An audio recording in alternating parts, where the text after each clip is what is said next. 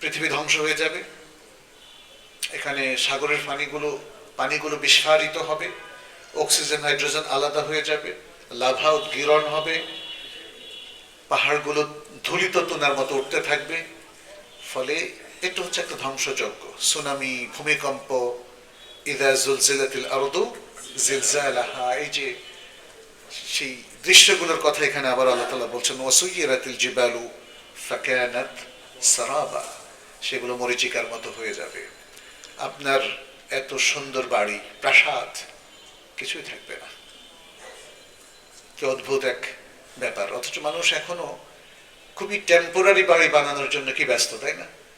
এবং এই বাড়ি বানানোর জন্য তার অনেক টাকা লাগবে, সেই টাকা অর্জনের জন্য হ্যাঁ অনেক প্ল্যান, হালাল হোক হারাম হোক। হ্যাঁ, এরপরে আল্লাহ সুবহানাহু ওয়া তাআলা জাহান্নামের আলোচনা চলে গেলেন।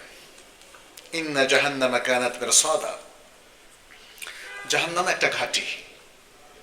আপনি একটা ঘাঁটির পাশ দিয়ে যাচ্ছেন, একজন সাধারণ মানুষ, চিন্তা ভাবনা নাই যে এখানে পাহারায় একদল সৈন্যবাহিনী আছে অন্য দেশের, আপনি এখানে আসলে আপনাকে আক্রমণ করা হবে, বন্দী করা হবে অথবা মেরে ফেলা হবে, এই খবর নাই। তখন আপনার অবস্থা কিন্তু দুর্দশা আরো বেশি ভয়ানক। জাহান্নামকে আল্লাহ সুবহানাহু ওয়া তাআলা ঘাঁটি বলেছেন কারণ জাহান্নাম সম্পর্কে আমরা গাফেল।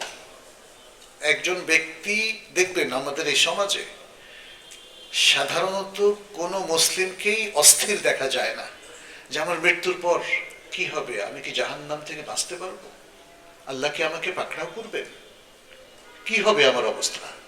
এটা নিয়ে মানে আমি এ পর্যন্ত দেখছি না কাউকে যে বেচাইন হতে। সবার একটা ধারণা যে না আমার সমস্যা হবে না, হ্যাঁ আমার কোনো সমস্যা হবে না। আপনি কিভাবে বুঝলেন আপনার কোনো সমস্যা হবে না? আপনি কি সমস্যা থেকে বাঁচার জন্য নিজেকে প্রস্তুত করেছেন? আপনি কি সালাতগুলো ঠিক মতো পড়ছেন? আপনি কি আল্লাহর যে হক, ইবাদতের হক, সেটা কি পূরণ করছেন? আপনি কি আল্লাহর বান্দাদের হক ঠিক মতো সংরক্ষণ করছেন, হেফাজত করছেন, নাকি নষ্ট করছেন? তাই না? ফলে মনে রাখবেন, যারা জেনে বুঝে অথবা একটা রেগুলার লাইফে অভ্যস্ত হয়ে যারা অনাচার, জুলুম, নির্যাতন, দুর্নীতি এসবের মধ্যে ডুবে আছে, হঠাৎ করেই এরা দেখবে যে এরা জাহান্নামী হয়ে গেছে। জাহান্নাম এদের জন্য ওত পেতে বসে আছে। এই জন্য অনেকে মেরসাদ বলতে বলছেন এমন ঘাঁটি যেখানে কেউ ওত পেতে বসে থাকে আর হঠাৎ করেই পাকড়াও করে।